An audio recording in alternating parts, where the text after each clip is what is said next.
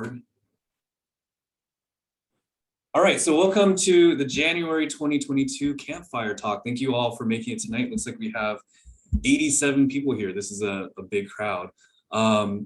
People are coming from far and wide, so thank you for joining us today.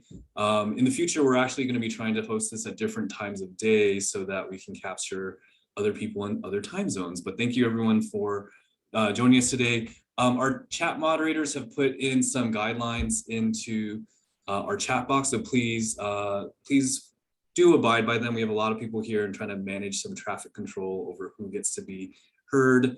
If you're not a panelist, stay muted. Any questions or comments can be put into chat. We have a couple folks paying attention to who's asking questions, and we'll field them throughout. And then I will call on you, or our chat moderator will call on you when you get selected. Please also speak from your own experience rather than hearsay. And yeah, we have a evaluation form at the very end we hope you can all fill out, because we're always trying to improve these things for you all. So, all right, that is enough with the housekeeping. Hello, everyone. My name is Level, Bryant Tan in real life, but also the real life of a playa called Level. I'm the placement manager for Black Rock City. We have a fantastic panel here for you today to talk about cultural direction setting and how it's going to land in 2022. So I also want to just start off by thanking everyone who filled out placement statement of intent. It was due last Thursday. We know that it was a new part of the process, and probably something you're a little foggy about, but it's really going to help us really figure out how to improve placement this year, how to allocate tickets, and how to allocate space. So thank you for meeting that deadline and meeting all the new parts of our process this year. I am going to present to you our panelists today. So the cultural direction setting happened between 2017 and 2020. And it was a multi-year process that had 3 phases essentially to figure out the future of Black Rock City and residential Black Rock City, which you all are a part of. We have a wonderful panel of people who participated in each of those phases. And I will say that cultural direction setting is something that is going to be an ongoing process because of the way we engage the community. We think it's a great way to help look at other things going on in the Burning Man world and how we want to set a vision forward and sort of design programs and policies to meet that vision. So I'm gonna first introduce my predecessor. Her real name is Victoria Mitchell, but she's better known to us as Trippy Longstocking. So Trippy is the mother of cultural direction setting. So Trippy, you want to say hi really quick? Hi, hi, hi. It's really lovely to see all your faces, and it's making my heart warm. Thanks, Trippy, for being here. Next, I'm going to introduce Bravo, who is the sector lead for the 730 sector and part of both 2 phases, the last 2 phases of cultural direction setting. So Bravo. Hi, everybody. Glad to actually see faces of people again, and excited to be on this talk. I think it's going to be a good one. Thanks, Bravo. Next, we have Zhang, who is the former camp lead of Suspended Animation, and he was an integral part of cultural direction setting as well. So Zhang, take it away. Yeah, I was actually still a current camp lead, though we're not coming this year. So, hi. Thanks, Zhang. Next, we have another camp lead, Prince, who is the camp lead for Yummy Rumination. He's been to the Burn 12 times, was married there in 2019. I'll let him tell you more about himself. Zhang, say hello. Hi, everyone. Coming to you from Oakland, California. So nice to be here and looking forward to a lively, fun conversation. Thanks, Prince. 2 more panelists to introduce you. One is Papa Bear. He is the former placer for the 9 o'clock sector and a camp lead for Revolution, which was a 70-member camp in the 9 o'clock sector. I'll let him tell you more about himself too. Go ahead, Papa Bear. Hi, everybody. Yeah, the camp I used to run was there from 2007 to 2012, and then I started volunteering for placement in 2013. and I'm the new placement coordinator and excited to talk about stuff we did last couple of years. Thanks, Fakir. And finally, last but not least, we have President Shea Hardy. She is the manager for outside services in Black Rock City, and also really helped us to think specifically also about how outside services and convenience camping all kind of link together. We'll be talking about that a lot more tonight. So, President. Hi, everyone.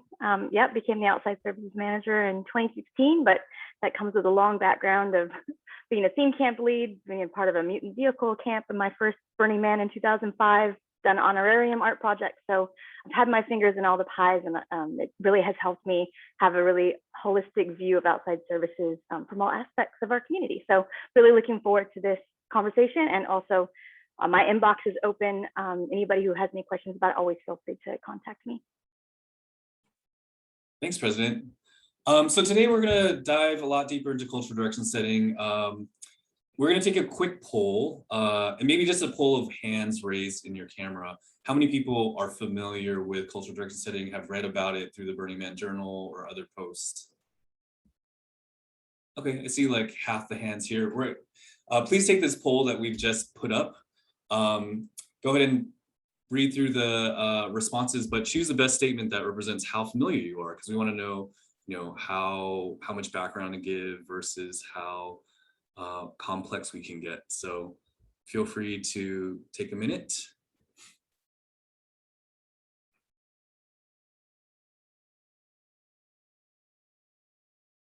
Looks like about half of you have filled that out now. More coming in.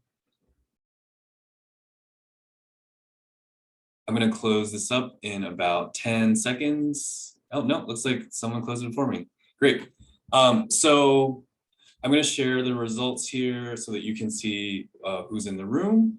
But it looks like only a couple of you haven't heard of cultural direction setting. Some have been tracking it, but not a lot. Some have read the vision, and you're coming here with questions tonight. Great. And there's 15 people that could write a book on it. Great. Maybe we'll add you to the panel when we have another one of these sessions sometime. Awesome. So let's see. I'm going to jump in. The first part of this is going to be focused on the background and history for cultural direction setting. I often refer to it as kind of the deepest dive we've taken to do community engagement around the future of Black Rock City. A lot of times decisions get made, and theme camps end up just hearing about them, but not necessarily being at the table to make those decisions. So I really love that we were able to do that. And so we're going to go a lot deeper into that in this next portion. Then we'll start talking about kind of the specifics of what was decided and how we're going to move forward with all that. So I'm actually going to turn to Trippy at this point. So I'll just kick it off with you. And if there's other panelists that feel like you can answer elements of these questions, feel free to raise your hand and I will call on you. So Trippy, why was cultural direction setting established? I mean, really, it was about the issue that we're talking about tonight, around convenience camping, plug and play. The quick version is in 2017, I took the mantle from Answer Girl as placement manager. And there was just so much unfinished business and frustration and, community upheaval around this topic. That played out in 2017, as it has pretty much every year before that for many years. There's, typically been, one or two or three examples of camps that really did it wrong and really upset our community, and, a feeling of just kind of banging our heads against the wall over and over again.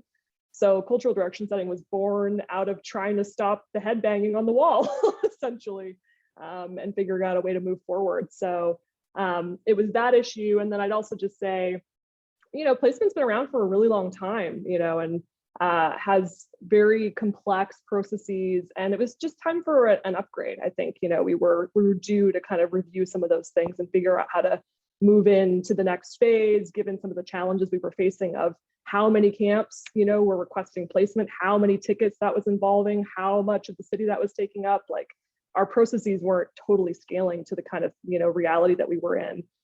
So it was time to look at some of those deeper things as well.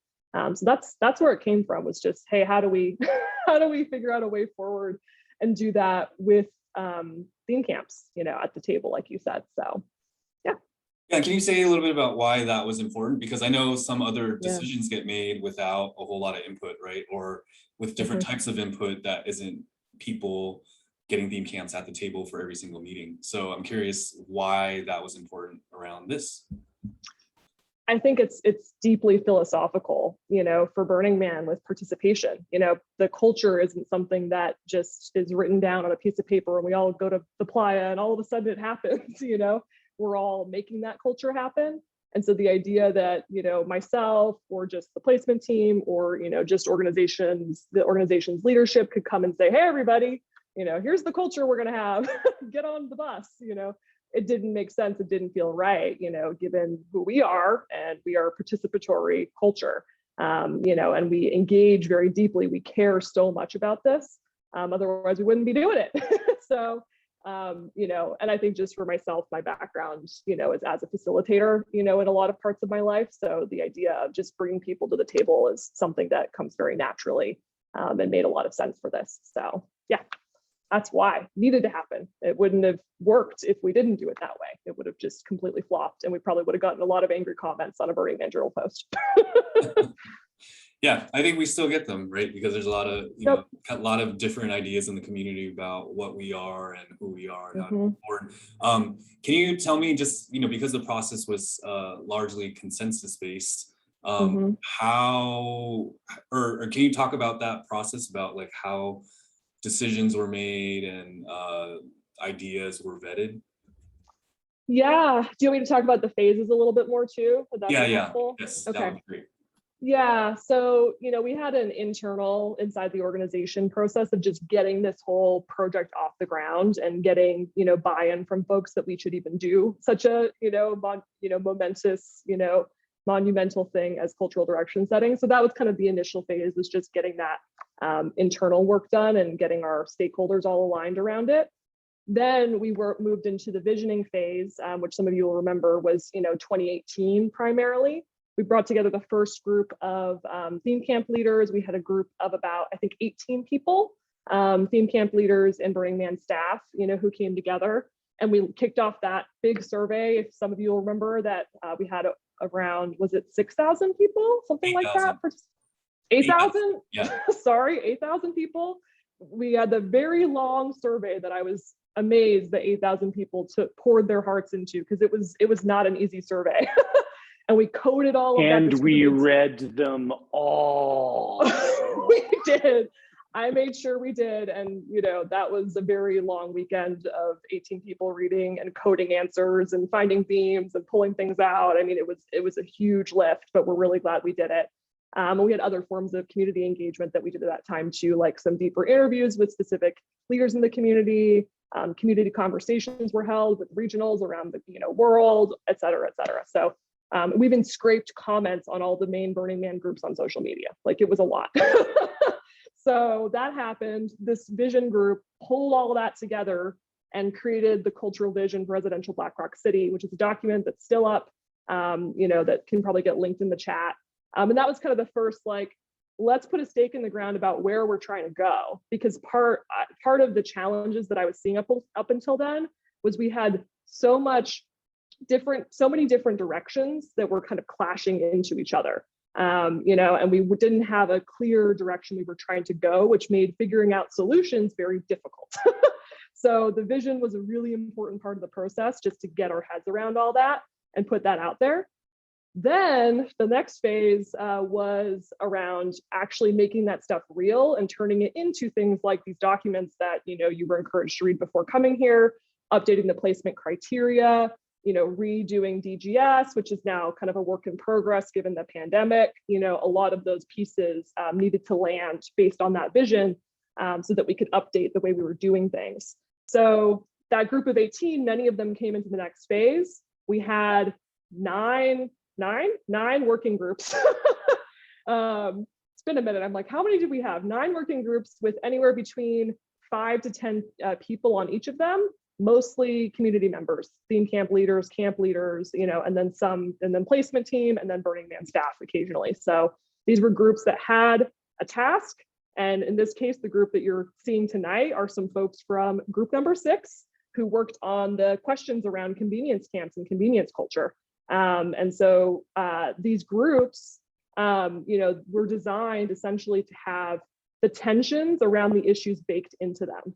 And what I mean by that is when Level, myself, and Simone, who was the facilitator for this process all the way through, when we were looking out into the community and saying, who should we ask to be a part of this? Who wrote in survey responses that we should reach out to? Who showed up at the theme camp symposium and had really important things to say? And we started kind of looking at all the people that could be a part of this. We were looking for people who had different opinions on the issue. So take the camp criteria, for example. We had folks from big camps, from small camps, who thought, folks who thought it should be a little more loose, some folks who thought it should be really tight and rigid and specific. Like we tried to bake in all of those perspectives. That way the working group itself would be a little microcosm of the community. And all those opinions would be represented, and we'd have to wrestle with it. Like we couldn't get away from it. And so each of these groups were carefully facilitated through an ideation process, through various discussions to really pick apart all of the potential ways this could go, the ways it could go wrong, the ways these things could get gamed, the ways they might be received, the ways they might scale or not scale. And we really put them to the test through these groups. And that's what came out the other side now are these, outputs like the camp criteria update, like these documents about participation. So there's a lot of community love that has gone into each of these things because we really had to just wrestle through it. And now, with the pandemic, that really, kind of put a big pause button on a lot of the implementation. And we're really excited to be back at it now and rolling it out for 2022. So, and Bravo, I think you have stuff to add because you were part of it all. Yeah, I just wanted to mention something, about the surveys going from phase 1 to phase 2, right? And, going into it, like Trippy talked about all the chaos and stuff that there. And, it was so easy, especially with social media, for people to get focused on one topic and really just obsessed about things. And you're really only hearing, certain voices are speaking really loudly on social media, right? So it's really hard to tell what those issues are. And getting those 8,000 surveys and being able to read through them, some of the things we had to do, it's not only read through them, but we were looking specifically for outliers as well, right? Who's this outlier with this other idea? And let's discuss that. Is it somebody who wears tinfoil in the head and they're crazy, or do they really have a good idea, right? We want to take the time to actually look at those and make sure we're letting all the voices be heard versus just the loud ones on, on social media, which helped Trippy and everybody to actually decide on those teams and who's going to come. So through the whole process, it really wasn't like, let's just listen to the loudest people and try to make them happy. Let's really talk to the community, find what they really want, and try to address those problems to move forward. And I really appreciate that being part of the first part. I mean, there's tons of stuff we had to do, but I really appreciated the fact that we took the effort and time to get those voices and move them along through the whole process. Thanks, Bravo. Yeah, I'm actually curious for Zhang and Prince, actually everyone else that was on in these groups. We did pull together groups that didn't agree on everything. So how did you end up agreeing on stuff? Whoever wants to take that. I'm happy to jump in there. I think it was, I was actually thinking this level, so our minds were like connected in this moment, because as I was just thinking about the level of meeting week after week, trust was being built. I almost, I think it's really important for the greater community to understand that we did not agree with each other when we first came together. There was quite a lot of contention and a lot of, don't get me wrong, just everyone had their thing that they were wanting to protect, or their opinion. And just, it took some time, took some weeks, sometimes could feel frustrating because it's just like, are we really moving? But we were really building trust with each other, and to the point where we all respect each other. And it took a while for us to finally get back to the foundation, which is our 10 principles. And it's from there where we could, set our egos aside and think about what's best, or how do we proceed, even though it might mean that, or it will mean for almost every single one of us, that there would have to be adjustments that we would have to make within how we were showing up to Burning Man. Thanks, Prince. Any other panelists want to say how it felt like it was for your groups that you were in to agree upon final, recommendations or final ideas?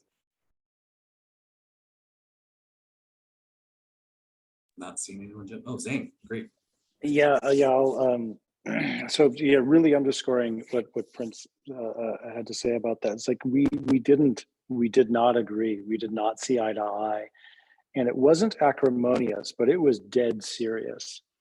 And I remember in one of the Burning blog posts, there was a photo of folks sitting at the table, and everybody's just got their serious game face on, and there was kind of this comment that was added to it. It was like, it's like, oh, you had to choose the with everybody looking so serious. And I remember reading that going, dude, we looked that serious and everybody was that game face the whole time we were there. Yeah, it was serious hard work that was done.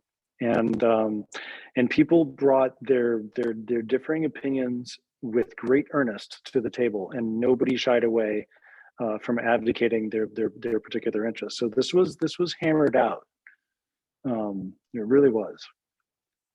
Thanks, Zhang. And I think what both Prince and Zhang are alluding to, and Bravo said too, is really, I think that trust building process allowed us to actually learn each other's point of views and to realize that despite some point of views being different, that at the core, a lot of similarity existed, and we kind of built on those. So I know Prince mentioned, was it falling back on the 10 principles, or was it falling back on kind of like the first time you went to Burning Man and what that was like before you thought that you had to do all this other stuff. So it was really enlightening.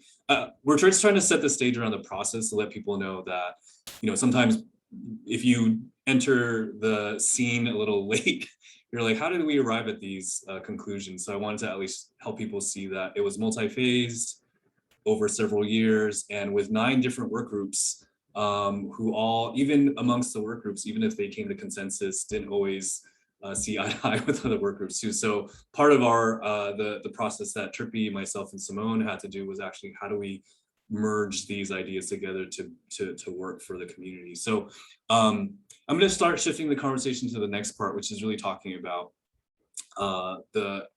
cultural direction setting as it relates to convenience camping, outside services, plug and plays. Before I jump into that, we want to kind of get some audience engagement again. I wanted to just see, how do you go to Burning Man? So let's put up our next poll. In terms of camping and what you sleep in, what do you sleep in? Are you out in the open? Are you in a tent or hexyurt? Are you in an RV? Do you not sleep at all? This is not a conclusive list of options, but hopefully you can find one that fits you.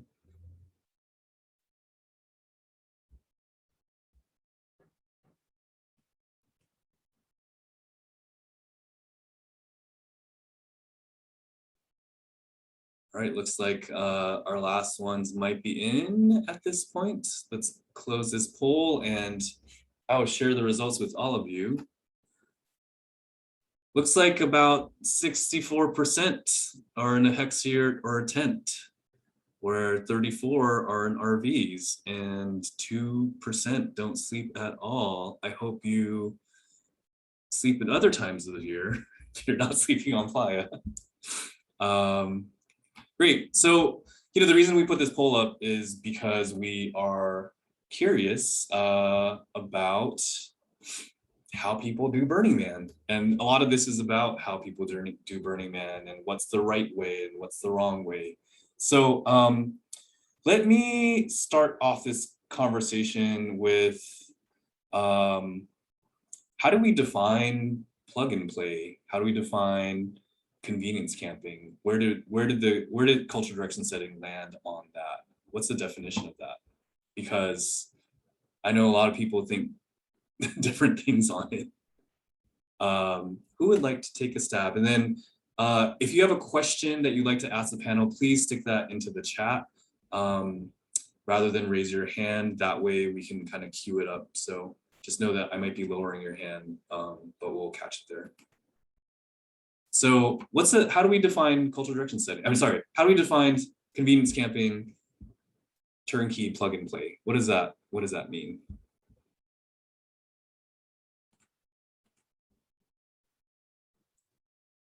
All right, Trippy. Thanks. Bravo also unmuted, so Bravo can go first. Or if you want me to go, I can. Go for it, Bravo. Yeah, I was just going to say, we were in that group, right? And part of the group that came up with all this stuff, like the PAYticipation blog and so forth. We had people that were in that group that were part of these camps that would be considered plug and play.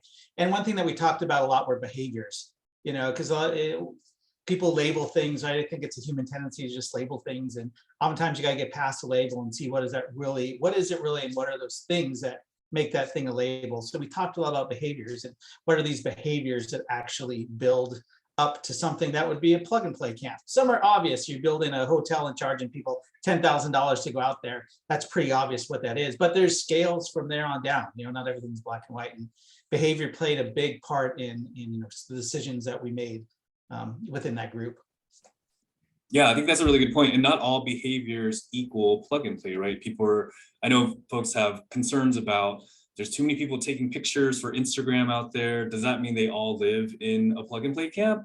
Probably not. They probably live in mini camps. And if you see a row of RVs, does that automatically mean that they're a plug and play camp? Probably not, actually. I think that those are the sort of nuances that were pulled out about the specific behaviors versus what equals plug and play. But Trippy, what do you have to add? Yeah, I would just add where essentially the heart of the camp, the main purpose of the camp is around convenience instead of interactivity, participation, gifting, to the community. So that's kind of the main reason the camp exists, is for the convenience of the campers, to enjoy Burning Man more like a vacation typically. That's kind of the heart side of it. The actual, how do you break it down? That's the behaviors that we're talking about, right? And how you can kind of pull those apart and really understand the nuance of this thing. And I think the other thing just to name there is, that there's a lot of transactional exchanges going on, that's, often a sign that a camp is in this convenience camp kind of category. There are many more transactional exchanges than the average camp. And, so those are some of the things that we look for and think about now and have better language for, honestly, than we did 3 or 4 years ago. Thanks, Trippy. I don't know if it's new to folks on this call, but what is a transactional exchange? And you don't have to answer that. I wonder if any of our other panelists might take that. What is a transactional exchange? How does that look? How can you tell if it's transactional or not? Popular. Yeah, firstly, I reviewed what we had said on the website, because there is a little chart that we put on there. But transactional exchanges are looking at things like we're paying someone to do something on Playa for us who is not a registered OSS vendor that has an SRP, and that's the complicated language. But examples would be, you have a camp chef and you are paying them to cook your meals 3 times a day. That would be a transactional exchange. Versus if you were to find someone who wanted to cook food for you and they made it off Playa and you paid them off Playa and then you brought it in yourself, that would be okay. That's not a transactional exchange that's happening in decommodified space. That's happening outside of the Burning Man event itself. Prince, you want to talk about it too? Yeah, I thought this was this was difficult. We spent a lot of time writing this and getting to this place, and specifically on transactions versus gifting, and the value of a gift is unconditional. Some of the language we put out there. Therefore, providing a financial backing to an art project or to a camp is not considered a gift. There is a gift if there is no expected return. So that specifically narrowing in on the transactional exchange, and then I'm sure Zane might talk about it later, but getting behind the spirit of it, we wanted to really capture the spirit of, or the principle behind things, because then it allows us to look at us individually, look at ourselves individually and be like, are we participating in good faith on this? And so if you're giving something and you're expecting something back at the very fundamentals, that's a transaction exchange. And that's what we want to avoid, because we're built on a gifting economy. Thank you, Prince. Yeah, that's important to note. President. Yeah, I just, speaking here in my hat as the OSS manager, so I wear two hats. I wear one as a cultural steward. Just like one of you, I'm a burner who's passionate about how we do things out there. At the same time, my hat I wear at Burning Man isn't the fun hat, it's the commercial compliance hat.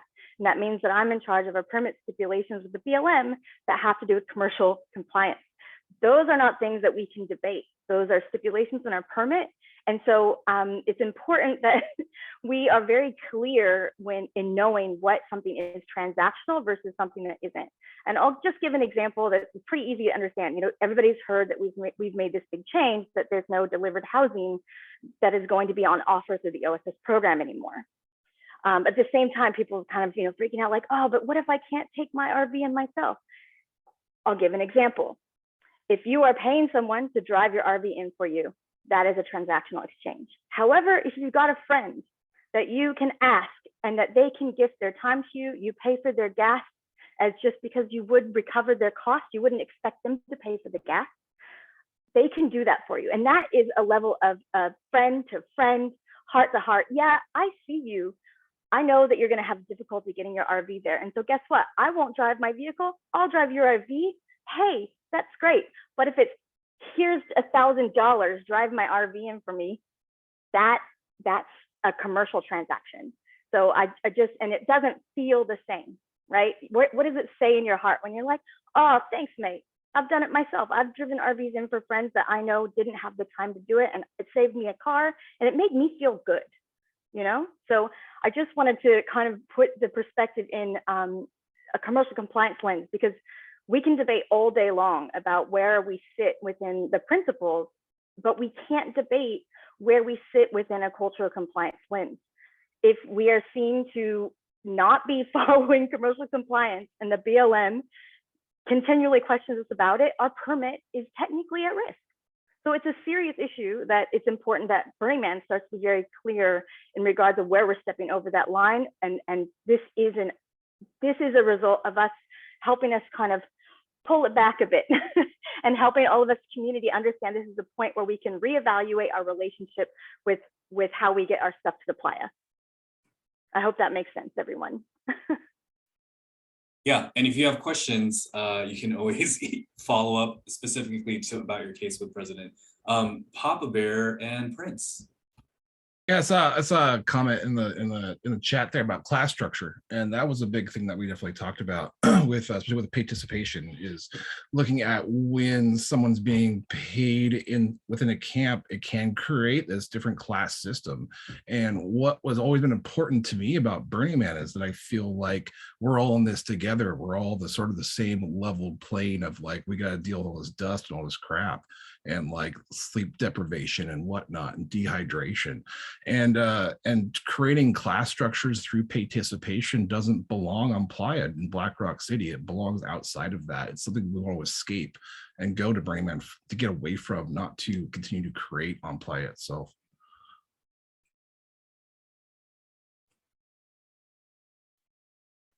Prince, go for it, then President. No, that was exactly what I was going to bring up. That's great. The other thing that I would like to bring up as well is this time off has really allowed us, especially the OSS strategy working group and contacting different stakeholders, it has allowed us time to do some deep philosophical thinking about the OSS program and doing the same like mini cultural redirection setting process for OSS itself. And we've come up with the idea of the 3 pillars of OSS. There's going to be a blog post coming out about this in depth, but I'll share it here because I think it's relevant. And that the 3 pillars of OSS, you can think of it as like a Venn diagram. The first thing, economies of scale, it makes sense. Does this coming in through OSS, is it a service or equipment that is helping with health and safety on the playa? right? Is it something that's helping with our sustainability goals? And is it something that's directly helping communal effort and gifting? And when it meets all three of those, that's the sweet spot. And those are what we really want to encourage through the OSS program. We still do allow things in those overlapping areas. And there's a visual for that. I'm not going to put it on the screen now, but it's going to come out in the blog post. But we really, I just want everyone to understand that we've thought very deeply about this. And it was very clear in the data and my personal experiences and with what we were seeing and how OSS is being used that we needed to do a little press the reset button. And the result of that is making this one change with delivered housing. And I'm sure that there will be changes that may come down the road. But I see in the comments that some people are like, oh, what about my storage container or this or that? We're only doing that for delivered housing this year. If you have any other questions, I'll drop my email in the chat. Feel free to talk to me directly. My inbox is open and it always has been. So I'm here to help you guys. And I really love what everyone's doing. Thanks, President. Yeah, it's not an easy job to try to manage all of that. Papa Bear, and then I'll throw out a new question after this comment. This conversation is reminding me of something that we talked about a lot, which was looking at how transactional exchanges may allow people to come to Burning Man that wouldn't normally be able to come because they couldn't afford it. They're getting paid to be able to come and see Burning Man. And we spent a lot of time talking about that and weighing the sort of pros and cons around that sort of situation. And we believe that, or we tried to believe that that it still didn't really weigh out in the long run, that to be paid to come to Burning Man wasn't really giving them a person the experience because they were stuck in camp working as opposed to experiencing the event itself. However, we do believe that ideas around reducing camp dues for somebody because they're doing a lot of extra work is okay. That kind of thing, but actual transactional exchange for you do this, we pay you versus just come be in our camp and check stuff out was problematic. Thanks, Papa Bear. Yeah, that was actually my next question was to ask. We've been saying what's not okay. When do we feel like conveniences are okay? Where did cultural direction setting land on that? When was it okay to say maybe a vendor that's not, a camp meet of yours is okay to hire to do a thing that we want to gift, or when is that okay? And I know that, just to remind people, the last time we all met as a group was like 2 years ago. So some of these memories might be a little foggy, but I do appreciate our panelists for digging past those cobwebs. So Prince, how would you answer that question? Well, a great example would be like if you're having a wedding on Playa and you want to pay for a food service to make all of your meals, you could pay for that off Playa. You could pick up the food and then drive it into Burning Man, freeze it in your camp's freezer, and then unthaw it, and you have an amazing meal. So that would be a wonderful way to do it. A not so good way to do it would be to pay for your food to be made for you, and then to have it delivered to you on Playa, and then pick it up on Playa. That would be where that transactional exchange would not be okay, and where that vendor relationship would be required, needing an SRP. Yeah, SRP. There you go. Yeah, and I think that's shown. If there's any money exchanging hands on Playa, that requires a special recreation permit from BLM, has to go through our outside services program, yada yada yada. And I think, thank you for making that differentiation. I see lots of hands, so I'll just go on to Bravo, then Trippy, then Zay. Yeah, one thing that the president said was, convenience, right? And that's a big thing. What is it? Convenience related? Are they delivering it on Playa? That's a good, barometer test to, is this really something I shouldn't be doing? But I mean, you have to. One thing we talked about was the, does it feel right? Somebody in the comments said, "Oh, I'll know porn when I see it." I thought that was kind of funny, but it's kind of some of this, right? There's some kind of good faith. What are you trying to do with it, right? My camp, we rent a porta potty, but part of the porta potty issue is so that we can build our camp, and we have that support, and we choose to do that. Some camps rent a porta potty and other things so that they can get people to come and camp with them and pay more camp dues for them. That may not be the right reason, right? So, thinking about the reasons behind it and that thing that you're doing, is it helping support you to build a better camp and provide more to the community of Burning Man, or is it just truly just helping you and let you be lavish? Those are things really to look at, and that intent behind it is super important to really understand that. And though some people feel that intent as part of our conversations when we're in phase 2 in these meetings, the people that are doing plug and play camps that we talked to, some of these were really adamant that they were doing nothing wrong, that they felt that they were doing things right. And sometimes conversations need to happen with people that are doing those things because they don't quite understand what's wrong with what they're doing. And, they really need a conversation. So judging it's always best to walk up and talk to somebody too when you see these things. Thanks, Bravo. Trippy, you're next. Yeah, and I would just add on that, that's part of what placement's there for, right, is to have those, more intensive conversations. And I know, myself and now Level and the, folks in the placement team are having those, are willing to have those discussions all year round and make sure that we're helping steer people, on the right track. And that's why we really want to have a very open door, right? If you're not sure, if you're like, I don't know, I'm trying to navigate this, it's kind of tricky, like, just get support, because what we don't want to have happen is then you're on the playa and then your neighbors are pissed at you and you're like, what's going on? Right? It's almost too late at that point, and it's so much more charged and so much more difficult to handle. So the sooner, we kind of start to open up these conversations, the better. And typically I found that, like, once you really engage deeply, like our group did in this way, the right things come out of it. So it's just a matter of actually getting to the table and engaging. I'll add another example though. I know this came up, in our as an important one. Some camps are building dicey infrastructure that needs to be sound, like in terms of engineering principles, and it's not going to tip over and hurt people or anything like that.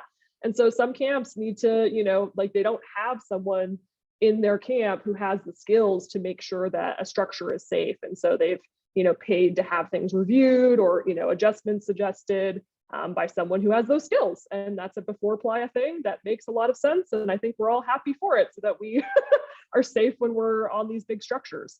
If you happen to have a person like that in your camp, fantastic. But a lot of us some of these things are very specific skill sets, and you may not have that person in your camp. And the only way to get that expertise is to pay for it. But it's serving your gift, it's serving the interactivity, it's serving what you're giving to the community. It's not, how do I make my structure safer that only my campers are going to be able to be in, right? So that's an example. Yeah, and I like that distinction of, I think we decided if you're simply doing conveniences for your own luxuries and your own comfort, maybe not okay, or most likely not okay. If you're doing something in service of the community and you need extra hands and extra expertise, that's really the kind of the intent behind it, is where we think it's really important and able to draw the line. Zhang, President Prince. Yeah, so there were some interesting examples that were there around, like, is it okay to pay a chef to come and cook for you personally while you're on playa? And the answer is, yeah, no. And then it's like, okay, is it okay to pay a restaurant to cook food for you that you're going to take home, put in a food saver, freeze, and then you're going to eat that while you're on playa? And then the answer is, well, yes. Right. So what's the difference? And you start to think, well, it's, because this one's on playa or that one's off playa, and so on and so forth. But the thing is, the really interesting thing is, there are weird situations where the answer is, I don't know, it's liminal. It's right on it's in that kind of gray area. A phrase that's been used a couple of times here is like good faith. It's like when a person's like doing, their good faith effort to kind of do the right thing, versus a bad faith effort of trying to weasel out of doing the right thing, right? That's really kind of the thing that tells you if you're doing it the right way. And that kind of thing, like, I'll get questions every so often about, like, is this okay or is that okay? And I can always really kind of tell if the person's like, I'm really worried that I might accidentally be doing the wrong thing.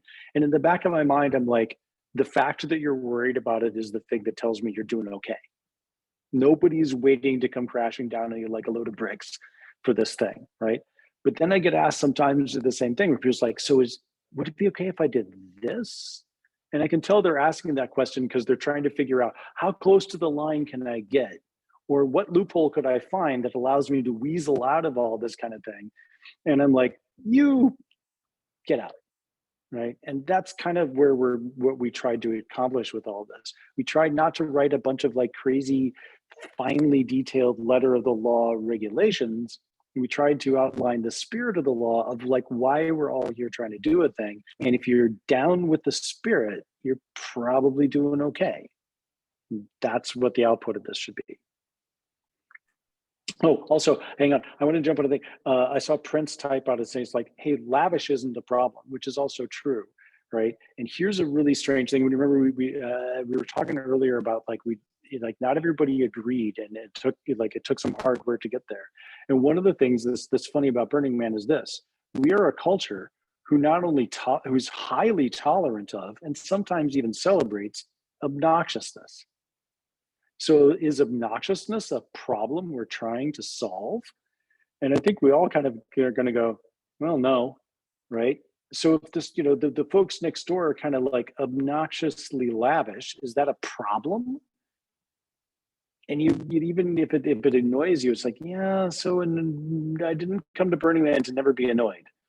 So there's a little bit of a thing there where it's like, yeah, we're a little bit more tolerant of this than you might think. So yeah. That's it.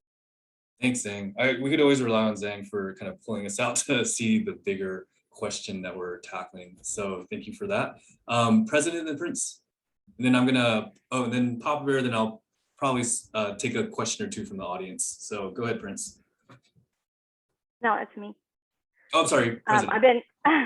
I lowered my hand so it wasn't there anymore. I've been monitoring the chat as well. There's some great questions in there, and one about bike camps and one about how does the BLM enforce SRP? And I just want to preface it by saying that we've had this long trajectory of a relationship with the BLM where things are different now than they were 10 years ago in terms of commercial compliance. Before, we didn't have this SRP requirement with the BLM where vendors had to have an SRP besides Burning Man and our large SRP that we have to have the event. So that has changed. And I know there's a lot of old information back in the day that we're like, yeah, plug and plays, there, doesn't really matter, but actually now it does in a commercial compliance lens. I'm gonna come back to that because that's where, again, we don't have wiggle room. And so if you are paying for a service on Playa, this is a great place where the BLM and Burning Man relationship shines. We work really well together on this because we want the same thing. We don't want unpermitted businesses occurring on Playa. Pretty simple. And I don't think any of you do either. So we do have a protocol for if we do find an unpermitted business. It's an eviction protocol. It's pretty harsh. And if we find a business that is someone's being paid and we find out about it, we investigate it, the BLM law enforcement comes, you're getting evicted. That equipment and the people that brought it in. And that is not a Burning Man experience you want to have. And people have had that experience. And I personally don't enjoy being a part of it, but it is part of my job. So I just want to make it very clear that this is the framework we have now. And it doesn't matter that 10 years ago, we're like, yeah, plug and play is radical, inclusion. It's different now. So that's why we're really doing our best to give everyone the information that they need to really re-examine how they do things and move forward fearlessly and with the spirit of the law and the spirit of our culture. And so bike camps were an example of that. When you are picking something up from a camp on Playa and taking it to somewhere else, and you were paid for that transaction, even if it was before the Playa, that is a commercial transaction. If you were able to go to say, the bike camp, and they're like, hey, take this bike as a gift. There was no transaction, then sure, that's fine, because they gifted it to you. Hopefully you'd return it to them, after the week, or you were going to take it home with you. We don't want a bunch of bikes on Playa. But you see what I mean? Even if you paid a donation for it and you pick it up on Playa and you take it somewhere else, that's a commercial transaction according to BLM, and it is what it is. So I just wanted to be very clear about that we're in a different place than we were 10 years ago. And that's okay. And it is a really great opportunity for all of us to take a hard look at our camp operations, our art project operations, and see how we can bring it back to the spirit of our culture versus a hard compliance, lens. Thanks, President. You know, I think it's also important to note that, you know, we're only talking about a small handful of camps out there. I feel like oftentimes we all see the problem and talk about it so much, we think that it's just rampant across the community, and it's not, you know, and I think that does that mean it's not in the community? No, you know, I think we do recognize it, but I also don't want, I think we want to not have people feel like you're detectives needing to snoop out all these folks, because, you know, we're aware of folks, and we also try to figure out how to work with them to come into compliance, or come into, whether that's BLM compliance or cultural compliance with what we're trying to do, because, you know, not everything BLM says is what, you know, we have to enforce, because that's BLM's job. What we're trying to hold is really the cultural line as well. So I'm going to take, since there's multiple hands from panelists, I'll take them, and then yeah, if I think for our chat moderators, if you want to queue up a question or two, I'll call on you after that. Prince, go for it. Oh, you were muted. I also just going to add that to that I think we're kind of touching on it. I think it might have been touched on that, you know, we want to approach camps, you know, going back to the lavish comment, is that that's something that we talked about, because, you know, it's the behaviors that we had to pull away from when we were coming up with this, and getting to root causes and focusing on that, and not allowing our, our situation, because we're in a hexayurt and the camp next to us has a whole bunch of RVs, and we're thinking, well, that's just a plug and play because they have RVs, which is not necessarily the case. So I was thinking about, like, you know, the nuts and bolts of how we think about this, you know, when it comes to like a lavish meal prepared, you know, we're not picking on campers, burners who have a lot of money, and say if they're fortunate enough within their camp, even if it doesn't have a lot of money, say they do, say their camp has a lot of money and they have a campmate, and then they have someone who's an executive chef, and then that executive chef is like, I want to prepare all the meals and I'm so excited to do it, and I'm just going to get all my team together and we're going to work together. And as long as it's, you know, just everyone, and there's no class system being created within a camp, our camp has an amazing chef, we have 3, and they have a team and they prepare amazing dinner meals. And so that's okay. That's within the spirit of what we're talking about. It's different though when you're paying that person, and that's what we're saying is a no-go. Just want to bring that up there. Yeah, thanks, Prince. Are we invited to dinner sometime? Papa Bear, go. I wanted to kind of take what Prince was saying, and what Zhang just said a second ago, and what Bravo said earlier around behaviors and lavish and obnoxious, and where our conversation kind of went to was what are the toxic behaviors, and that's what we're really looking at here is toxic behaviors. That lavish camp might be kind of obnoxious to you, but it becomes toxic once they have bouncers and private parties and they're not actually bringing in participants. That's the toxic behavior we're talking about. Obnoxious, okay. Toxic, that's a problem, and we're trying to stop that from happening.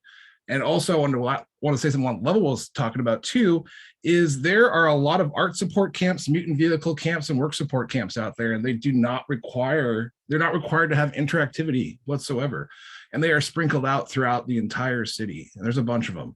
And I think sometimes it gets inflated a little bit when someone walks by and sees a closed off camp that's built a beautiful art installation way out in open playa, but they're not doing anything in their camp.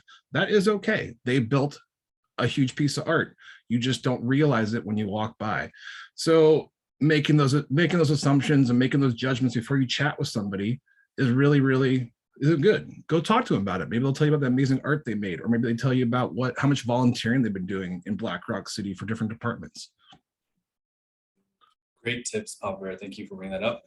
Zhang. Possibly to the great consternation of a president who just asked me, hey, what are you going to say here? I'm just going to say it. Sorry, President. So what I was going to say is somebody asked about, well, what if you're a disabled person and you need to bring in a paid assistant, right? I want to, by the way, preface what I'm about to say by saying, so I'm a theme camp lead. I don't work for the org, and I'm not stating any policy here. But I will say, so I'm going to address that question just from a point of view of like, so does that fit within our culture or does it not? And the thing I would say is, look, if you're bringing in a paid assistant to be an executive assistant, just kind of like tend to your wardrobe and such and such and such, that's an obvious violation of what we're talking about. And to what Papa was saying, is like, yeah, it's toxic to our culture. I actually ran into some folks who the only way that they could possibly go to Burning Man was to bring their daughter, who had a profound disability, and also to bring a medical assistant for that person. And from a policy point of view, I don't have a good faith problem with that whatsoever. And the difference between those things, I think, should be clear. This defies the any attempts to write. There's certain things that just defy attempts to write finely tuned regulations, and that's not what we're trying to do. Again, this is the thing that comes back to good faith. The other thing I wanted to say was Level brought up the point earlier, which is very interesting. There aren't actually many camps. Like we looked at this really closely. It turns out there aren't really like very many camps who openly violate what we would say is, who are large scale violators and flagrant violators of convenience camping. But a problem that we faced was this: there are a lot of camps who are attempting to half-ass their theme in exchange for getting DGS. This was a thing that was uncomfortable for all of us about trying to address, is that that's a way more widespread problem. And it's not real comfy to look at. And I don't envy the folks in placement who have to pick up and try to address that. But it's a far more widespread problem. Yeah, it's a dynamic that I'm glad you're bringing that up, because cultural direction setting covered many different topics. So to just hone in on convenience camping, OSS is only one piece of the puzzle. There are many other pieces that we was trying to address. So I think that's very relevant. Prince, go for it. And then Epiphany, if you want to queue up the next question, that would be great. See, this is a perfect example when we would be like in a group discussion where I would disagree with Zane. So like, I disagree with Zane. So on this, I'm just going to be a little proactive there. So I'm an executive assistant, and there's no way that you're going to get me to believe that an exec needs to bring their assistant paid to come on Playa. It's just not happening. I know Zane wasn't saying that. So I'm just saying, I'm really serious, Zane, I love you. So, so I just want to bring this out in the sense that paying anyone, any staff member within your camp to come to Burning Man is not okay. And you can't do it. And if you have some type of idea around it, this is a challenge for you, we have a camp advisory mentorship program where we can work with you to come up with creative solutions on how you could possibly find a friend who might want to gift you their assistant skills or something of that nature. There might be a way for you to talk to someone. We had a camp member in 2019 who had cancer, and they needed their nurse to come with them and give them chemo, but this campmate wanted to be at Burning Man. And so they actually worked with their person and said, I'm going to gift everything. I'm going to take care of everything to get to Burning Man. Would you be willing to come to Burning Man and help me? Oh my God, I want to come to Burning Man. I want to gift my services and help to you. And as long as my costs and everything are being taken care of and I can just come live and, be with you, this was great. It's just, again, it's that gray area that Zane's talking about where and the spirit is really important, but so much of it is the conversation that can be had around it and how you're packaging it so it's not a transactional exchange. And I'm totally just going to line jump on this thing to be like, by the way, like as soon as Prince was like, I don't agree with that, man, I was like, awesome, this is going to be great. right? And this is very much about how this played out. Like we had really intense debates over this kind of stuff, and people were not shy about calling bullshit on something. Like, no, I don't think that's right. Also, in a very self-indulgent thing, I just want to point out that if we're talking about Burning Man culture, I must be roasting a chicken. Thank you very much. I knew it. I knew it was chicken night. Thanks. Yeah, I mean, I think this, what this shows to me and reminds me is that this topic is very gray. You know, I think a lot of people want us to draw clear lines in the sands, and for some things we can, you know, and some things we absolutely do. And President, you know, obviously is here to help us, especially make sure that our permit as an event doesn't get compromised so that everyone that's in the gate follows those rules.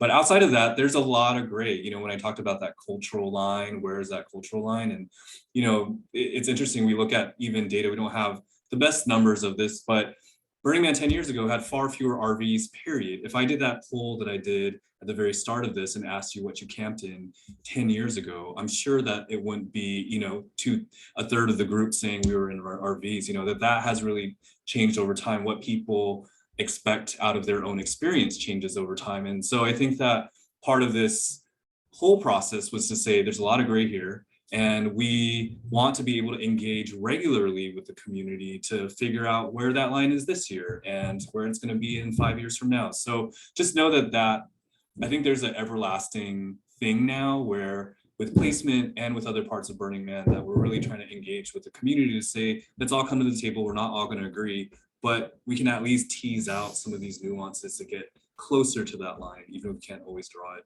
I'm going to call on Epiphany, who's helping the chat moderate. So, hey, Epiphany. Hi. Is there a question or two that you can share with us? Yeah, we have a lot of specific what if questions, if you can imagine. Speedy Pete says, our containers don't qualify for the Burning Man storage after the rules on size and color changed. Will OSS be open to small vendors like ours still? If not, what are our options?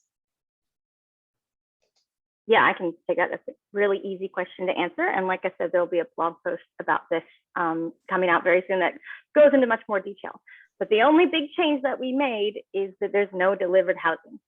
In the past, we also had put a cap on what providers, we actually just put a cap on providers. There was no more in 2018, and then we opened it up in 2019 for just certain providers. So again, the program is open to new providers that meet these new pillars of allowed and you know, the sweet spot that I talked about. Yes, if your provider is just providing storage and transport, absolutely. Here's the thing that I had forgot to mention, but we just hot off the press from the BLM. If you have a new provider that meets these new OSS pillars, they need to apply for an SRP by February 23rd. That's 180 days prior to the event. So if you have a new provider that is even thinking about you were working with them for the event, have them email me. I will put my email in the chat. I will have direct discussions with them to make sure that they are fitting all of our criteria. But that SRP has to be into the BLM by February 23rd. No ifs, ands, or buts. If they are late, the BLM will not permit them and you won't be able to use them. Does that make sense? So, and I'm happy to help facilitate new providers as long as they meet those things. Yeah, thank you very much. All right, we have Bubbles, who wants to know, what about camps that offer free tickets to folks in exchange for them cooking or cleaning? I think there's a concept here around like sort of collectivizing costs versus actually paying someone to deliver a service. To me, you know, I know in our camp, we actually gift tickets to our hardest working builders, you know, and oftentimes they hustle so hard because they, not only do they love Burning Man, but they have really great skills that they can bring. And so we want to kind of sort of gift that back. So I think, again, it sort of goes back to the intent of how people are doing it. And, you know, is this someone you already know that you have a relationship with that's not, that you would invite to your dinner table to camp with you in your camp? You know, those types of things are really different than actually saying, let's go on Craigslist right now and post that you get a free ticket to join our camp to cook for us for a week. I think those are, again, this is a gray area, and it's hard for us because, it's not like placement actually asks you all these questions in the questionnaire, and then we get to suss all these things out, and we're not looking through your financials and things like that. There's a lot of trust that's based here. And so I think if people do come across situations that feel transactional, then it probably is, or it might be. And you can always, reach out to us to sort of gauge the line on that too. So I hope that's an appropriate answer. I don't know if any other panelists has something to say about that. Otherwise, we can take another question. Okay, let's take another question. All right. Bliss would like President to give some more information about the single delivery pass. Well, I mean, if anybody wasn't at the 2020 symposium, we made the announcement there. That's not just that's not an OSS decision, but it is a decision at the box office and front gate. And that is that we used to offer, and I mean, not that it's really relevant because a lot of you never used it, and you shouldn't have, because the single delivery ticket was a refundable ticket that was initially created to let participants who last minute forgot something that was super essential, and it was a way for them to gain access to the event, to have something dropped off to them. But it spiraled into a complete mechanism to get around our compliance regulations. And so we canceled it in 2020, and it is no longer available. So just let's be very clear, you cannot have someone come to the front gate to deliver you something. You can't have them drop anything off in will call. If that happens, you are potentially setting yourself up to be investigated by the BLM. Just don't do it. If you want options, email me, we can talk. We have the OSS program. Great, okay, thank you. Our next question is from Anton. How might the definition of a transactional exchange apply to professionals who run art? For example, professional sound engineers in sound camps and on art cars. Great question. Someone on our panel want to take that?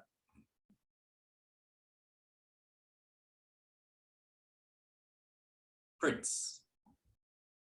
I think one of the things we talked about is we all come to Burning Man and we have these great ideas in our head, and we're like, oh my God, I want to build this amazing thing.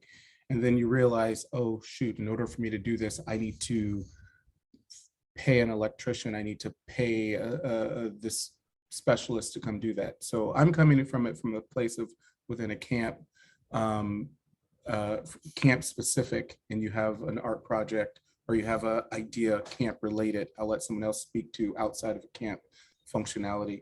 But within that, I would say, be creative in how you find someone and make friends or have friends who might be an electrical engineer, and build within your means and think creatively of how you can expand your means without creating a transactional exchange. I like that a lot, Prince. Zhang, and then I will answer my own answer if it's not what Zhang says. I had somebody, this came up in a conversation about but we're doing something really ambitious, et cetera, et cetera, et cetera. And there was somebody who was just listening to this. I don't remember who it was, but they were like, have you considered that maybe your theme could just be grilled cheese? So I was like, that is brilliant. The whole thing where it's but my theme requires that I have this, this intricately large paid staff, et cetera, et cetera. Then it's well, then maybe you should do a different theme, frankly. The other thing that it comes up every so often is people will be like, yeah, but I need to, these people don't work for free, and they're really expensive, and they have a very peculiar skill set. And one of the answers I give, the slightly snarky, is well, have you considered my theme? And the kinds of people who work with my theme, they're very expensive on a day rate. And I need all of them to come in and volunteer. So I think you can pull it off too. That's my, again, slightly prickly answer, but Thanks, Zhang. Trippy, then Bravo. Yeah, I'll just add to that this is where the line starts to become of patronage, essentially. And actually, I'm going to borrow something Zhang brought to our conversation. You can probably say it better, but just because I donate to the orchestra doesn't make me a musician, right? So it's having that distinction of like, okay, I have this great idea, I can do all these things. If I just, if we or I collectively shell a lot of money, yeah, we could make that happen on Playa and it'll be fantastical. But that's not what this is about. So, you got to just look back to, okay, what are we actually trying to do here? Who are we? What is our gift? I think that's, back to the gifting culture. What is our gift? What are we, this group of people who have come together to build this thing together that maybe we don't even know what it is yet? What is our gift? And when you start to investigate that, you'll come up with even better things, probably. So, and it'll feel way more authentic and people will just have more buy-in. Because Burning Man's hard, doing theme camps it can be very difficult and we've all been there, So if we don't have our heart in it and if our campmates don't have their heart in it, you're just spelling some heartache that you don't necessarily need. So I think being in it for the right reasons is part of that good faith and is part of this question too. Thanks, Trippy. Bravo. Yeah, Zhang, I remember that conversation. Who were you talking to? And I remember mentioning just doing something less. Maybe don't do something so big. And it's interesting, right? Sometimes people tend to, not that they're legitimately trying to do something that may be out of the culture, but they kind of sell their soul to build something great for Burning Man. They see that happening a lot where I have to do this. In this case, I need to hire these people. So now I'm creating a class hierarchy within my camp of the workers and then me and the other people, so I can bring this vision to everybody, but they're losing the sense of the thing, and that's the thing with everybody in the community. Are you okay with not Burning Man being not as flashy and exciting? Because if people choose to not do this stuff, there may not be as big of things. The art may not be as great. The sound camps may not be as flashy. And are we okay with that if we're holding true to our community? That's a question we'll have to ask ourselves, right? Because then one year, Burning Man sucked because the big sound camp wasn't on the corner that I really like to go dance to with all the lights and, but they were doing things wrong. So, but hierarchy, looking at those things, the tickets, whether you're giving people tickets to come help you, whether you're paying sound people to work on your art car or whatever it is, are you building a hierarchy in your camp? And that's a good, indicator right there of whether it's really doing it the right way or the wrong way. Thanks, Bravo. Yeah, I'll add a couple other things that I think are important. I think from a technical standpoint, the SRP issue and what transactions are okay or not okay on Playa are about the completion of a transaction on the Playa. So if you're actually getting an engineer or someone with a lot of expertise and hiring them to draw up plans and test things off Playa, and all you're really doing on Playa is like executing on those plans, and that's okay. You don't need an SRP. That's all part of your planning process. And that's part of building the wonderful thing you can build. I think the challenge comes in when all your things require specialists. And that's sort of speaking to what the folks have said is like, is that really your gift? And why does it require all these people with extra skills and whatnot to do that really highly technical thing on the Playa? So that's one way to think about it from a more technical standpoint. I think the other thing that I found that I find really wonderful is that, I know a lot of us are on social media and we'll put a call out to the community saying, I don't know how to do this thing. Like, does anyone out there know how to do this thing? And actually, more often than not, I think you'll probably find that there's someone out there that's actually willing to dedicate their time because they're burners too, or understand the burner spirit, understand this culture that we're trying to direct right now, and we'll sign up and say, hey, I'm an electrician, or I'm a rigger, or I'm a whatever the thing is you're looking for. And I think that it's also a great opportunity to welcome people into the community if no one immediately raises their hand. Maybe that electrician that could be a burner and sees that ethos that we are, is about gifting and sharing and communalizing things. So those are a couple other ways to think about it. I don't want people to feel, I think one of the challenges that we faced was sometimes, are we stifling creativity and are we stifling the creative process by not allowing certain things to happen, not getting the right expert to the table? And we don't want that to happen. I think that, again, this is where the gray comes in. It's like, there's a right way. Let's just figure out what that right way is. And sometimes just turning to your peers and out into the burner network will get you that right person. Okay, Epiphany, let's take a couple more questions and then we're going to have to start wrapping up soon. Okay, I've got one from Philia. How is the 2030 sustainability roadmap and 3 goals integrated in direction settings? That's a great question. I think that's maybe something that President and myself can speak to more. We're every day trying to think about how we can better integrate the 2030 sustainability roadmap into our work. Part of that is about examining how we do things, and how we rely on things getting out to playa, how we rely on leaving no trace, and who do we rely on to do those things. And so I think that it's sort of a parallel process, honestly. Culture direction setting, I think, as Trippy said from the start, and a lot of this airtime has been about, convenience camping, about how people culturally do the things we're trying to do as it relates to interactivity. Now, there's a whole other side to the running a camp, which is, like getting the transportation out there. Are people carpooling? Where are they storing their things? That's less about culture and more about the logistics of things. And so we are actually, as an organization, we have goals and actual things that we're doing about our own production. And that's actually a conversation that we're going to be opening up with the community much more. I know that there's folks that are part of the Green Theme Camp community that have been trying to set the bar and be role models for like how to build solar panels, to how to think about, renewable, renewables and compost and things like that.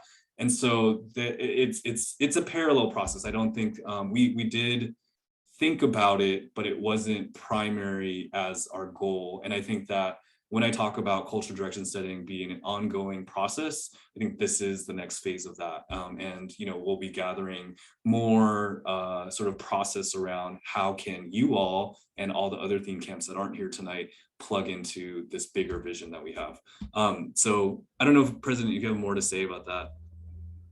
Yeah, I would actually, because I think the easiest way for us to, re-examine how we do things is embrace the small, see how we can look very deeply at how we do things and the services and the way we get supply, all of that. But at the same time, look at ways that we can make them tangible and measurable so that we can all collate our data on how we've actually made a change, right? And I don't know if you scrolled up earlier, I dropped some gigapans, 10 years, 2009 to 2019 in the chat for any of you nerds out there who want to see just how much the city has kind of changed over 10 years. Really fascinating. And I'd like to bring up, a lot of us have moved on to RVs. And we have the evidence that from an environmental compliance perspective, they often leak, they cause problems. How many of you would actually want to come with an RV and not use a power grid to power it and all the petrol that's associated with it? So we're just, even, myself, I look at how I'm staying on the playa and how I can drastically reduce that. It's a matter of all of us taking small steps, as well as the organization making processes that empower us to reduce our carbon footprint, and then find ways where we can measure it. And so then we can all pat ourselves on the back and really see how we've changed as a community. So definitely through OSS, we're changing some of our processes to capture the data that we need to kind of measure that we're actually making progress. And I would highly encourage all of you camp leads out there to do the same and see how you can actually make a difference in how you used to do things versus moving forward. One other thing that I would be remiss not to mention is we are actually going to be putting out there to the theme camp community how you can communalize your efforts a little bit more and share resources more. We're definitely adding that as a really major priority in terms of how we map camps. So if camps come together and say we're going to go in on a generator together, or going to go in on sharing, all kinds of resources together, we're really going to honor that and prioritize that. So please keep that in mind. We're going to be doing more communication about that very, very soon, and really launching a different way that we do placement. That's not just about, hey, they do coffee and they do donuts. They'll make a great pair. We actually also want to know, how are you running your camp, and where can we have economies of scale, and how can we actually, maybe one day have blocks where everyone is sharing tools and supplies rather than every camp bringing all the things, because all the things is that much more packaging, that much more waste, that much more transport space. So, you know, I really do want to invite people to be thinking about this for yourselves, but then, you know, when we make the call to actually engage a little bit more, because this is absolutely what we want to see for the future of Black Rock City, is to be carbon neutral, if not carbon negative. Thank you. Epiphany. All right. Rat Lady wants to know, what about the disabled who need a paid attendant or two? What about the disabled that need a paid attendant or two? Mm-hmm. Is that in terms of, is that okay or not okay? Yeah. How does that fit into transactional exchange? Is that something that's okay to do, or are we looking down on that? Didn't we already cover that? I thought we already answered. I thought Zhang and Rat Lady is nodding her head, saying yes, we covered it. So she right. looks satisfied. Thanks, Rat Lady. All right. Okay. Bob Clark asks, do you foresee a loophole where paid service delivers unassembled housing, then have paid teams set it up on Playa? Okay, we're really getting to the weeds here on this stuff, guys, but that's not a loophole. It's not permitted. Really simple. If you find out that's happening, find a ranger, have them call the OSS channel. I'm happy to come out and meet you. Like, if it's not permitted to the OSS program and you find someone who is providing a service that's paid for like that, it's not a loophole. They're doing the wrong thing. So I hope that's clear. And like I said, my email, I'll drop it in the chat, president@burningman.org. If you have any of these in the weeds questions, I'm happy to discuss them with you.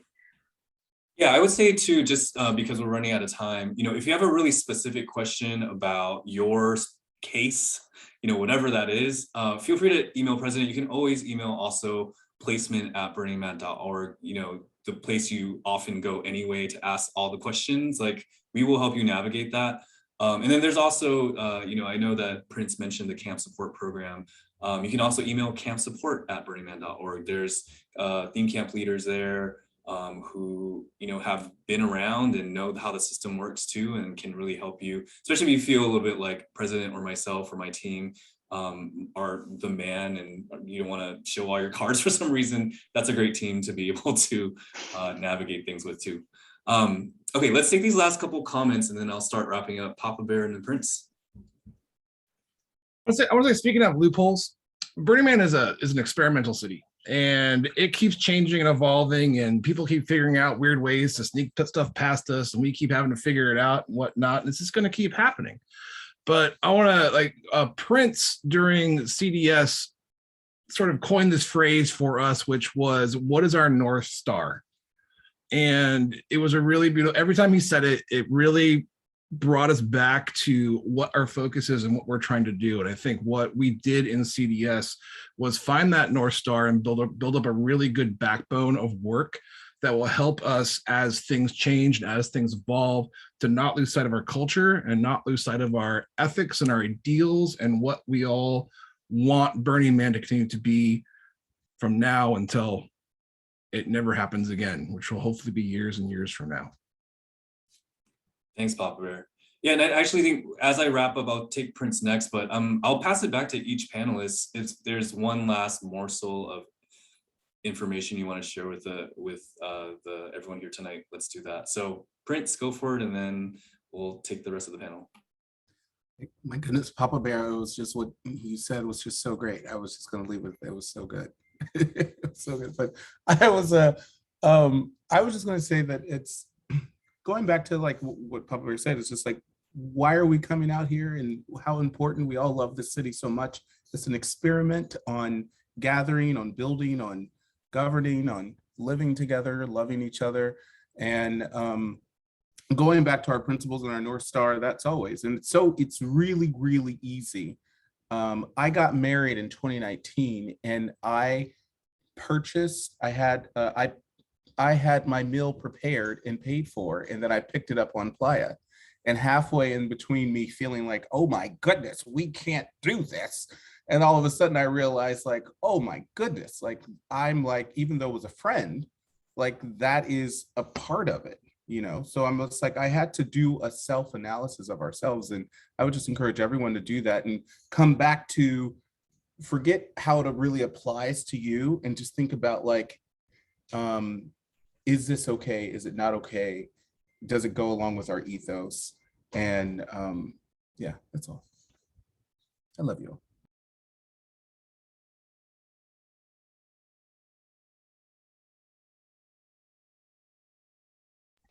Level, you're on mute. Oh my gosh, yes, thank you. Let's go around the circle of our panel to just say final words. So I'll consider Papa Bear and Prince covered. Trippy, do you want to say something? I think my comments are mostly just thank you. So just the community, all of you on this call, the panelists here and all the folks that were in the group that really put a lot of time into dissecting all of this. It's just a huge thank you. And, to see the conversation continuing and to see I'm a civilian burner now, which is kind of interesting to be on this side of the fence, but seeing the announcement about delivered housing not being allowed anymore. I mean, to me, it's just such a sign that we're headed in the right direction. We've been working really hard to get in this direction and get into this flow and have these changes build on each other in the way that they are right now, under Level's leadership especially. And so I'm just really grateful to see this happening, because that's what this culture is about. Like I said at the beginning of the call, this wouldn't have worked if we hadn't grappled and we as a community hadn't come together. And so many of you filled out these incredibly detailed surveys, pouring your hearts out about these issues, and seeing the community just really, really care. That's what makes our culture so beautiful and so strong and so worth being a part of year after year, and even in the year after a pandemic. So hopefully after. That's what I'm hoping for. So just big thank you. Big thank you. Thanks, Trippy. We don't have to go around if all the panelists don't have something to wrap up with. Anyone want to say anything else before we close up? Bravo, and then President.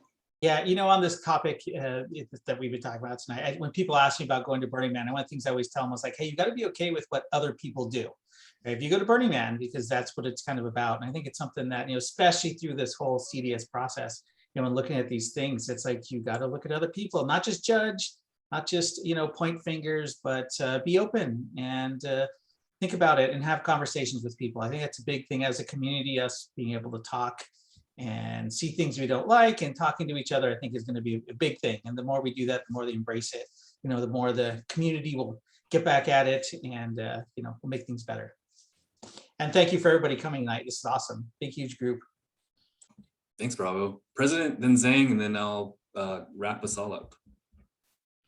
Well, it's just such a pleasure to be able to serve in the role of the outside services manager, and wearing the two hats. Obviously, cultural stewardship is where my heart lies, and I'm here to help you guys, help you figure out how to use OSS in line with its mission and values to help make your gifts amazing, and how we can facilitate sustainability and all of those things. I mean, when I got hired in 2016, at that time, I think it was 11-year burner. And I was actually quite gobsmacked to find out that you could get an RV delivered to your camp, bought and paid for. I had no idea such a thing had existed. And this new decision this year is a huge change. And it is a testament to all the blood, sweat, and tears that many of these panelists have gone through with me to get there. And it is definitely a step in the right direction. Will it make some people's burns very different? Yes, but that's okay. And I mean, we all want to grow and become better burners, dare I say. It's not judgy, sorry, but how we can all co-support each other to really continue to be this wonderful community that we're so passionate about. And so just thank you. And like I said, I'm a resource here available for you. Thanks, President. Zane. So one of the strange things about working on this project was that it wrapped up right in the moment when the pandemic was starting to just reveal itself. And I had this moment of like, oh, we just did 2 years of plan how things are going to be, and we are no longer the biggest influence on Burning Man culture.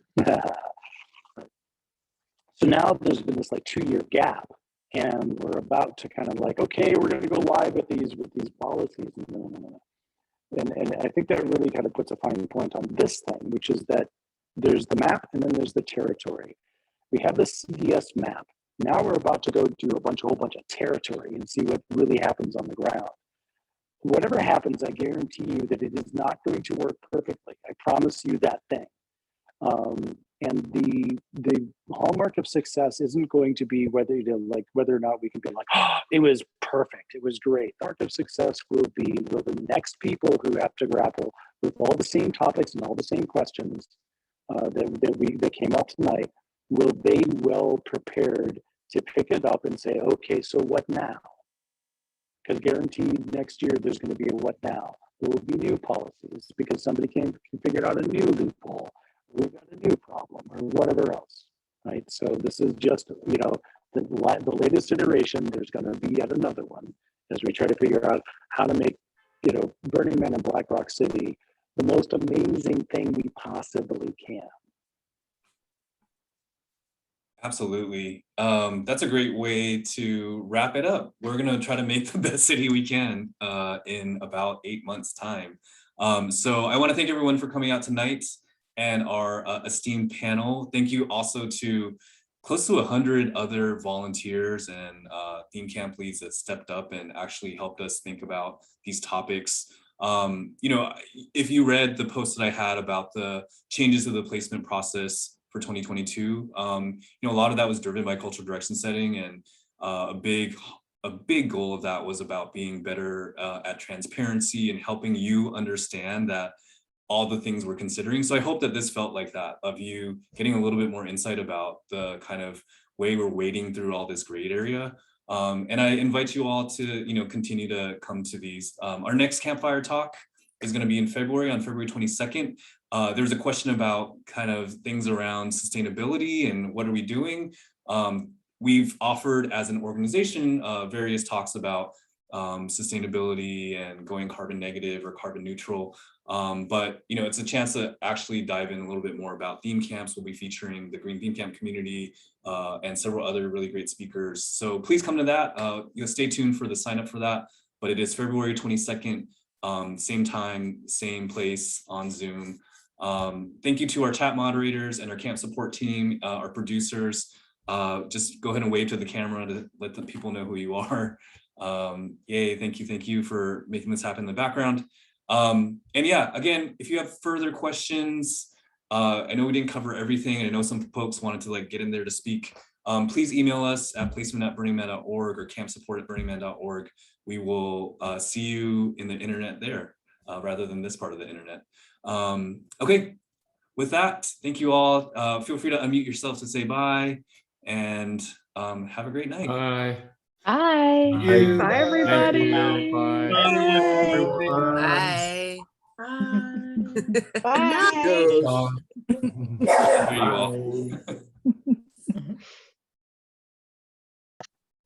Ciao, ciao, ciao.